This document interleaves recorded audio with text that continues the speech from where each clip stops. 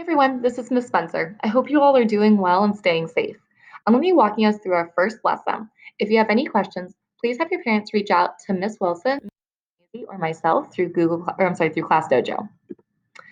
Today's objective is students will be able to use a place value chart to compare the value of digits within a number. We'll be doing that by watching the video and answering questions that pop up, doing an activities on Google Slides, and completing a problem set on Google Forms. This video will have questions that pop up, and we're able as teachers to see your responses. You can rewatch any portion of this video, but you can't skip ahead. Let's get started. We're going to start by filling out a place value chart. We can see the decimal point here, so we're going to start to the left of the decimal point. So to the left of the decimal point is always the ones place. To the left of the ones place is always the tens place, then the hundreds place, and the thousands place. Now let's go to the right of the decimal point. Always to the right of the decimal point is the tens place, then the hundreds place, and then the thousands place. We're going to start comparing these place values. This represents 1, 1, and this is a unit cube. So if this right now is representing 1, 1, and we want to get to tens, we know that we need 10 ones to make 1 10. That means since we need 10 ones to make 1 10, that the tens place is 10 times greater than the ones place. Similarly, we need 10 tens in order to make 100. So the hundreds place is 10 times greater than the tens place. We can continue this pattern and realize that we need 10 hundreds to make 1,000. So the thousands place is 10 times greater than the hundreds place. We also need 10 tenths to make 1 1. Think about when we're adding adding decimals. If we have 8 tenths, 9 tenths, 10 tenths, we need to carry that 1 to the ones place because 10 tenths is the same as 1 1. So the ones place is 10 times greater than the tenths place. We can continue this pattern and see that the tenths place is 10 times greater than the hundredths place, and the hundredths place is 10 times greater than the thousands place. We're going to continue this going the other way, comparing smaller place values. And I'm sorry, this screencastify recorder is going to be blocking part of it. But here, we know that 10 divided by 10 equals 1. So the ones place is 10 times less than the tens place. Another way to say dividing by 10 is by multiplying by 1/10. So the ones place is 1/10 as large as the tens place. And I'm sorry it's covered. We'll be able to show you in just a sec. Here, the tenths place, oh, I'm sorry, let me explain why. Sorry. So if we have 1 1 and that and 10 10, I'm sorry, 1 10, we know that 1 1 is 1/10 the amount of 1 10 because we need 10 ones to make 1 10. So having that one small unit cube is 1/10 of what it is to make 1 tens rectangle. So the ones place is 1/10 as large as the tens place. Similarly, the tens place is 1/10 as large as the ones place. The hundreds place is 1/10 as large as the tens place. And the thousands place is 1/10 as large as the hundreds place. Here, the tens place is 1/10 as large as the hundreds place. And the hundreds place is 1/10 as large as the thousands place. Let's use this information to compare numbers. We're going to fill in the blank here. 10 is blank times larger than 1. Let's start by putting these numbers into the place value chart. We're going to put 10 into our place value chart by putting the 1 in the tens place and 0 in the ones place. And the 1 in the number 1 is going into the ones place.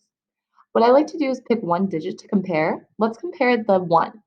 So here, the 1 is in the tens place.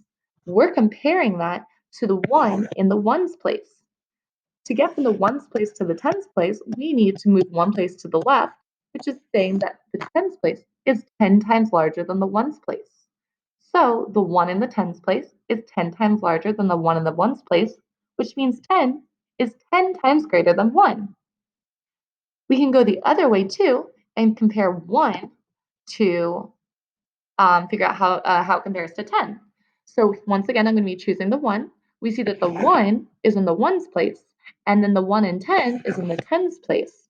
So we want to see how the 1 compares to the 10. We're going to be going the other way, one place value to the right, which we know is dividing by 10 or multiplying by 1/10. So the 1 in the ones place is 1/10 as large as the 1 in the tens place. 1 is 1/10 as large as 10. Let's try doing the same with another one. Here we have 25 compared to 2 and 5/10. Let's start by putting these in their place value chart. 25 goes in our place value chart by placing the 2 in the tens place and the 5 in the ones place.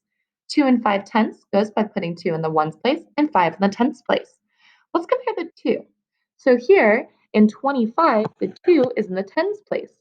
We're going to be comparing that to the 2 in the ones place. So that's one place value to the left, which means that it is 10 times greater.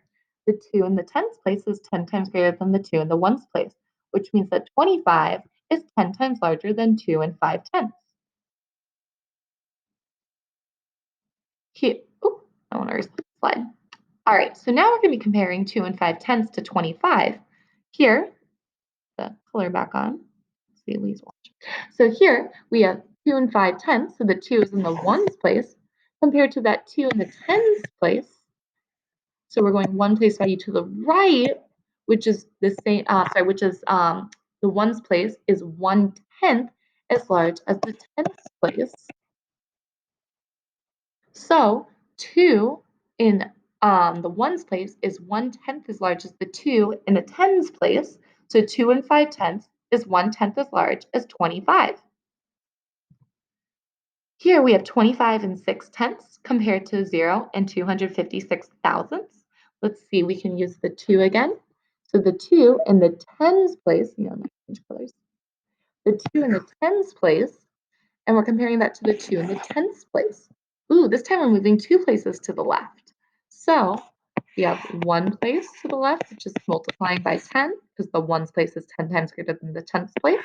We're going a second place to the left, which is multiplying by 10 again. So since we had to move 2 places to the left, we're going to multiply these two numbers, 10 times 10, which we know is 100.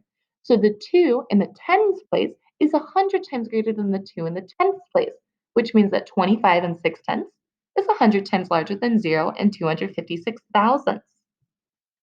Let's clear this and go the other way. We have 0 and 256 thousandths, and comparing that to 25 and 6/10. So here, the 2 is in the tens place, compared to the 2 in the tens place. We're going one place value to the right, which is multiplying by 1/10, because the ones place is 1/10 as large as the tens place.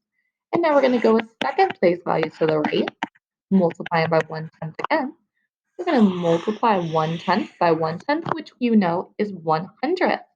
So the 2 in the tens place is worth 100th of the value of the 2 in the tens place, which means 0 and 256 thousandths is 1/100th as large as 25 and 6/10. How does the value of the 5 in 45 and 23 hundredths compare to the value of the 5 in 26 and 58 hundredths? So right now we're going to be comparing the 5s. So let's start by plotting both numbers in our place value chart. And now I'm going to change the color of our 5 because that's what we're comparing. We're comparing the ones place to the tens place. The ones place is larger, so we know our answer is going to be a whole number. And we can see that we're going one place value to the left, which is multiplying by 10. The ones place is 10 times greater than the tens place. So the 5 in 45 and 23 hundredths is 10 times larger than the 5 in 26 and 58 hundredths. Let's try another similar one. How does the value of the 2 in 32 and 14 hundredths compare to the value of the 2 in 176 and 52 hundredths? Let's start by placing these numbers into our place value chart. We know that we're going to be comparing the two, so I'm going to change that color. We're comparing the ones place to the hundredths place. The ones place is larger, so we know our answer is going to be a whole number. So here, we're going over 1, 2 places to the left. Each time we go one place value to the left, we're multiplying by 10. So 10 times 10 is 100. The 2 in the ones place is 100 times greater than the 2 in the hundredths place. So the 2, oh, yep, there we go.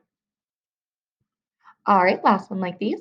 How does the value of the 8 in 147 and 82 hundredths compare to the value of the 8 in 38 and 56 hundredths? We're going to start by placing these numbers in our place value chart, changing the color of the 8 so that we can focus on that. We're comparing the 8 in the tenths to the 8 in the ones. The tenth is smaller, so we know that our answer is going to be a fraction, we're going one place value to the right, which is multiplying by 1/10. So the 8 in the tenths place is 1/10 the value of the 8 in the ones place. Last two questions. In which number does the digit 1 have a value that is 10 times greater than the value of the 1 in 54 and 1600ths? So I know we're going to be comparing the value of the 1. So I see in our starting number 54 and 1600ths, our 1 is in the tenths place. 10 times larger than a 1 in the tens place is a 1 in the ones place. So I'm going to be looking for a number below that has a 1 in the ones place. A here, the 1 is in the tenths place. Well, that's what we have in our starting number, so I know that's not it. In B, the 1 is in the hundredths place. But we already said we want our 1 to be in the ones place, so we know B is not it. Here, 314 and 6/10, the 1 is in the tens place. Oh, close, but we want it in the ones place. Finally, with D, 21 and 4500ths, the 1 is in the ones place. It's to the left of the decimal point. So our answer is going to be D. Last problem. In which number does the digit 3 have a value that is 1/10 greater than the value of the 3 in 24 and 38/10? So I see that we're comparing the 3. I see the 3 is in the tenths place. 1/10 1/10 of the tenths place is the hundredths place. So I know that I'm looking for a number that has a 3 in the hundredths place. Starting with A, I'm going to underline the 3. I see that 3 is in the tenths place, but we already said we want it in the hundredths place. In B, the 3 is in the ones place. That's not the hundredths place. In C, the 3 is in the hundredths place. So our answer might be C, but let's just double check with D. We see the 3, and I'm sorry, it's cut off here. The 3 is right here. And it's not letting me write. Okay, the 3 is right here. So that's in the thousands place, which is not the hundredths place. So we know our answer is C, 15 and 638 thousandths. Excellent job. So we just finished the video and the pop questions. Next, we're going to be doing the activity on Google Slides, which I'm going to show you how to get to. So to get to that, what we're going to do is go to Google Classroom. You're going to go to Classwork and go to the Math tab. So here, each of you has been made your own slideshow, so you can make all the edits you want and it won't affect anybody else. What you'll do is you'll open it here.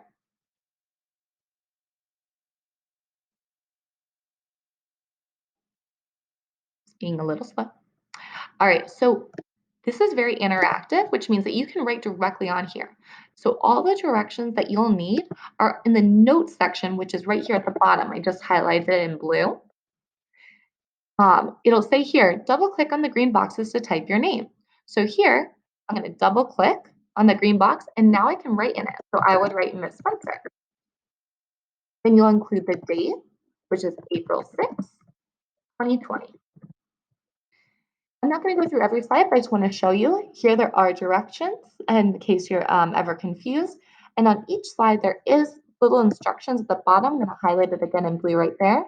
And it tells you what to do. For instance, drag the names of each place value to its correct place value in the place value chart. There's also directions right here on the slide. So I see the decimal point is here. I'm going to take the ones place and I'm going to drag it right over to the part where I think the ones place is, to the left of the decimal point. So only certain things are able to be dragged. So for instance, here I can't change the title, I can't change the directions, but I can be moving these things. So don't worry about messing anything up. If anything happens, we can always make sure to fix it for you. Finally, at the very end of this, you'll see here the problem set. You can click on this link directly in blue, and it'll pop up the link for the problem set. So here, you click on it, you'll already be logged in, and that way you can start the problem set for today. Today's problem set is only 8 questions, so make sure you try your best on them. They're mostly multiple choice until the last 2 is going to be it's going to be short response. Finally, at the end, there's a next steps page. So once you finish the video, finish the activity, and finish the problem set, you can look at these next steps. You can make a Flipgrid problem of the day, which a lot of you have been doing amazing on. You can work on iReady Math, extra math, which you need a PIN code for. So if you don't have it, just reach out to your homeroom teacher. And then math games, which are found on the next slide. Down here in the notes section is the code just based on what class you are in. And then here, there's 3 optional games that you can play. I hope this was helpful. If you have any questions, please reach out to us.